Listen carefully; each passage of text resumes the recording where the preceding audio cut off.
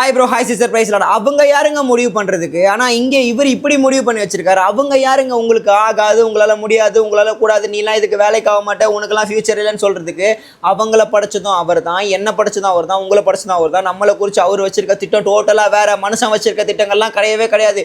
எந்த நேரத்துலையும் காரியங்களை மாற்றி அமைக்க தேவனால் மட்டும்தான் கூடும். ஸோ உங்களுக்கு எது ஆகாது, எது முடியாது, எது நடக்காதுன்னு மக்கள் சொன்னாங்கன்னு தெரியல. ஆனால் ஆண்டவர் இன்னைக்கு சொல்கிற ஒரு சில வார்த்தைகளை காது கொடுத்து கேளுங்க. என் அன்பு மகனே மகளின்னு உங்ககிட்ட தான் இந்த வார்த்தைக்கு உங்ககிட்ட தான் பேச போகிறேன். நான் வார்த்தைக்குள்ள போகிறேன். ஓகே, ஆதியாகமம் 18ஆம் அதிகாரம் 14ஆம் வசனம் முதல் வரிகள், கர்த்தரால் ஆகாத காரியம் ஒன்று உண்டோ? ஆமென். இல்லவே கிடையாது. அவரால் எல்லாமே கூடும். உங்களை படிச்சதுக்கு ஒரு நோக்கம் இருக்குது, உங்களை படிச்சதுக்கு ஒரு திட்டம் இருக்குது, உங்களை குறித்து அதிக காரியங்கள் இருக்கும். ஒரு வேளை இன்றைக்கி நிறைய யங்ஸ்டர்ஸ்க்கு கல்யாண வயதை தாண்டி போகிறீங்க, கல்யாணம் ஆகல, ஐயோ நமக்கெல்லாம் நடக்குமா, மற்றவங்கலாம் நம்மளை கிண்டல் கேள்வி பண்ணுவாங்க. ஒரி பண்ணாதீங்க. கர்த்தர் உங்களை குறித்து ஒரு ரைட் டைம் வச்சிருக்காரு. Not right now. ஓகே, கேட்காதீங்க ஆண்டவர் என்ன எப்போ நடக்கும், நோ உங்ககிட்ட கொடுத்துரு ஆண்டவர், நீங்கள் பார்த்துக்கோங்க. ஓகே, நடத்துறனால அவர் தான் தேவன் ஒரு விசுவாசத்தில் இருங்க. கண்டிப்பாக நடத்துவாருங்க. அவர் சொன்னார்னா கண்டிப்பாக செய்வார். ஓகே, கண்டிப்பாக செய்வார். உங்களை ஆசீர்வதிப்பார். கல்யாணம் ஆகல, வேலை கிடைக்கல, வாழ்க்கையில் அடுத்த கடத்துக்கு மூவ் ஆன் பண்ண முடியல, நான் பாவத்திலே விழுந்துட்டே இருக்கேன், இன்னும் எல்லாத்துலேயும் ஒரு மாற்றத்தை அவர் வச்சிருக்காரு. மனுஷன் சொல்கிறதெல்லாம் நம்பாதீங்க.